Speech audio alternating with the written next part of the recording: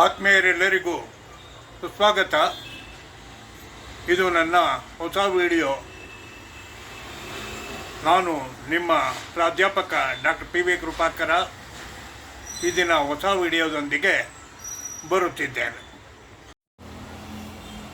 ಇಂದು ನಾನು ನಿಮಗೆ ನನ್ನ ಹುದ್ದೆಗೆ ರಾಜೀನಾಮೆ ಕೊಟ್ಟ ನಂತರ ಬಂದೊದಗಿದ ಒಂದು ಸುವರ್ಣ ಅವಕಾಶದ ಬಗ್ಗೆ ತಮಗೆ ತಿಳಿಸಲು ಇಷ್ಟಪಡುತ್ತೇನೆ. Justice Basheer Ahmed Sayeed college for women, ಇದು ಮದ್ರಾಸ್ ಅಂದರೆ ಚೆನ್ನೈ ನಗರದಲ್ಲಿ ಇರುತ್ತದೆ. ಈ ಕಾಲೇಜಿನಲ್ಲಿ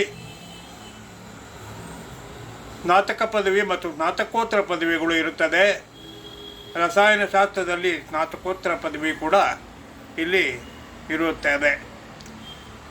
ತಾವು ನೋಡ್ಬೋದು, JBAS college for women, autonomous Chennai, formally SIT college, post graduate courses offer in chemistry ಅಂತ ಅದು ಬರುತ್ತೆ. ಜಸ್ಟಿಸ್ ಬಶೀರ್ ಅಹಮದ್ ಸಯೀದ್ ಅವರು ಭಾಳ ಹಿಂದೆಯೇ ಮದ್ರಾಸ್ ಅಂದರೆ ಚೆನ್ನೈಯಲ್ಲಿ ತಮ್ಮ ಜಾಗವನ್ನು ಕಾಲೇಜಿಗೆ ಬಿಟ್ಟುಕೊಟ್ಟಿರುತ್ತಾರೆ. ಸುಮಾರು 10 ಎಕರೆ ಜಾಗ ಇರುತ್ತದೆ. ಸಾವಿರಾರು ಮಂದಿ ಹೆಣ್ಣು ಮಕ್ಕಳು ಓದುತ್ತಿದ್ದಾರೆ. ಇದೊಂದು ಸರ್ಕಾರಿ ಅನುದಾನಿತ ಕಾಲೇಜ್ ಆಗಿರುತ್ತದೆ. ಚೆನ್ನೈಯಲ್ಲಿರುವ ಜಸ್ಟಿಸ್ ಬಶೀರ್ ಅಹಮದ್ ಸಯೀದ್ ಮಹಿಳಾ ಕಾಲೇಜಿನ ರಸಾಯನಶಾಸ್ತ್ರ ವಿಭಾಗದವರು ಸ್ಮಾರ್ಟ್ ಮೆಟೀರಿಯಲ್ಸ್ ಬಗ್ಗೆ ಅಂತಾರಾಷ್ಟ್ರೀಯ ಸಮ್ಮೇಳನವನ್ನು ಆಯೋಜಿಸಿದ್ದರು. ಇದು 22 ಜನವರಿ 2025ರಂದು ನಡೆಸಲಾಯಿತು.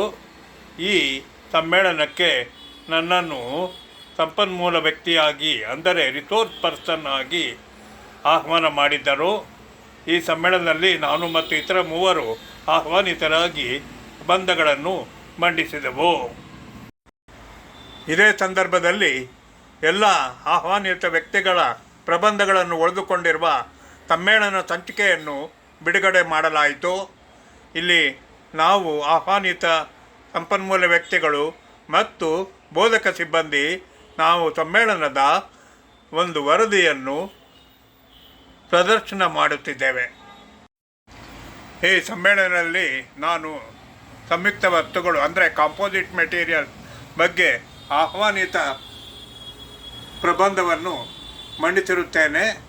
ಸಂಪನ್ಮೂಲ ವ್ಯಕ್ತಿಯಾಗಿ ಸುಮಾರು 45 ನಿಮಿಷಗಳ ಕಾಲ ನಿರರ್ಗಳವಾಗಿ ನಾನು ನನ್ನ ಪ್ರಬಂಧವನ್ನು ಆಂಗ್ಲ ಭಾಷೆಯಲ್ಲಿ ಪ್ರಸ್ತುತಪಡಿಸಿರುತ್ತೇನೆ. ನನ್ನ ಪ್ರಬಂಧ ಮಂಡನೆಯ ಪವರ್ ಪಾಯಿಂಟ್ ಇಲ್ಲಿ ಕಾಣುತ್ತಿದೆ. ನಾನು ಸಂಯುಕ್ತ ವಸ್ತುಗಳು ಅಂದರೆ ಕಾಂಪೋಸಿಟ್ ಮೆಟೀರಿಯಲ್ಸ್ ಬಗ್ಗೆ ನನ್ನ ಪ್ರಬಂಧವನ್ನು ಮಂಡಿಸಿರುತ್ತೇನೆ. ಈ ಸಮ್ಮೇಳನದ ಮುಕ್ತಾಯ ಸಮಾರಂಭಕ್ಕೆ ಮುಂಚೆ ನನ್ನ ಪ್ರಬಂಧವನ್ನು ಮಂಡಿಸುವ ಅವಕಾಶ ಸಿಕ್ಕಿರುತ್ತದೆ. ಸುಮಾರು 45 ನಿಮಿಷಗಳ ಕಾಲ ಈ ಕಾಂಪೋಸಿಟ್ ಮೆಟೀರಿಯಲ್ಗಳು ಹಾಗೆ ತಯಾರಾಗುತ್ತವೆ, ಯಾವ ರೀತಿ ಇವನ್ನು ನಾವು ತಯಾರಿಸಬಹುದು, ಯಾವ ರೀತಿ ನಾವು ಸ್ಪೆಸಿಮನ್ ಅಂದರೆ ಮಾದರಿಗಳನ್ನು ಮಾಡಿಕೊಳ್ಳಬಹುದು, ಯಾವ ರೀತಿ ಕಾಂಪೋಸಿಟ್ ಮೆಟೀರಿಯಲ್ಗಳು ತುಕ್ಕು ಹಿಡಿಯುವ ಲಕ್ಷಣಗಳ ಬಗ್ಗೆ ಯಾವ ರೀತಿ ಸ್ಪಂದಿಸುತ್ತವೆ, ಯಾವ ರೀತಿಯಲ್ಲಿ ತುಕ್ಕು ಹಿಡಿಯುವ ಲಕ್ಷಣಗಳನ್ನು ನಾವು ಲೆಕ್ಕ ಹಾಕಬಹುದು ಮತ್ತು ತುಕ್ಕು ಹಿಡಿಯುವ ವೇಗವನ್ನು ಲೆಕ್ಕ ಹಾಕಬಹುದೆಂದು ಈ ವಿಧಾನಗಳಲ್ಲಿ ನಾನು ತಿಳಿಸಿರುತ್ತೇನೆ. ಇದನ್ನು ರಾಸಾಯನಶಾಸ್ತ್ರದಲ್ಲಿ ತುಕ್ಕು ಹಿಡಿಯುವ ಲಕ್ಷಣಗಳ ಬಗ್ಗೆ ಯಾರು ಸಂಶೋಧನೆ ನಡೆಸಿರೋರೋ ಅವರಿಗೆ ಬಹಳ ಅನುಕೂಲವಾಗಲಿದೆ. ಈ ಪ್ರಬಂಧದ ಮಂಡನೆಯ ಕೊನೆಯಲ್ಲಿ ನನ್ನ ಗುರುಗಳು ಮತ್ತು ಗಾಡ್ ಫಾದರ್, ಗೈಡ್ ಮತ್ತು ಮೆಂಟರ್ ಆದ ಭೀಮರಾಜರು ಅವರಿಗೆ ನನ್ನ ಧನ್ಯವಾದಗಳನ್ನು ಸಮರ್ಪಿಸಿರುತ್ತೇನೆ. ಈ ಛಾಯಾಚಿತ್ರದಲ್ಲಿ ನಾವು 4 ಜನ ಸಂಪನ್ಮೂಲ ವ್ಯಕ್ತಿಗಳು ಮತ್ತು JBAS ಕಾಲೇಜಿನ ರಸಾಯನಶಾಸ್ತ್ರ ವಿಭಾಗದ ಬೋಧಕ ವರ್ಗದವರು ಮತ್ತು ಬೋಧಕೇತರ ವರ್ಗದವರು ಇದ್ದಾರೆ. ಸಮ್ಮೇಳನದ ಕೊನೆಯಲ್ಲಿ ನಮಗೆ ಪ್ರಮಾಣ ಪತ್ರಗಳನ್ನು ವಿತರಿಸಲಾಯಿತು. ಇದರಲ್ಲಿ ಆಹ್ವಾನಿತ ಸಂಪನ್ಮೂಲ ವ್ಯಕ್ತಿ ಎಂದು ನನಗೆ ಈ ಪ್ರಮಾಣ ಪತ್ರವನ್ನು ವಿತರಿಸಿರುತ್ತಾರೆ. ಸಮ್ಮೇಳನದ ಕೊನೆಯಲ್ಲಿ ಆಹ್ವಾನಿತ ಸಂಪನ್ಮೂಲ ವ್ಯಕ್ತಿಗಳಿಗೆ ಒಂದು ಸ್ಮರಣಿಕೆಯನ್ನು ನೀಡಲಾಯಿತು. ಎಲ್ಲರ ಸ್ಮರಣಿಕೆಯಲ್ಲಿ ಆಯಾ ಆಹ್ವಾನಿತ ಸಂಪನ್ಮೂಲ ವ್ಯಕ್ತಿಗಳ ಛಾಯಾಚಿತ್ರವನ್ನು ಹಾಕಿ ನೀಡಲಾಯಿತು.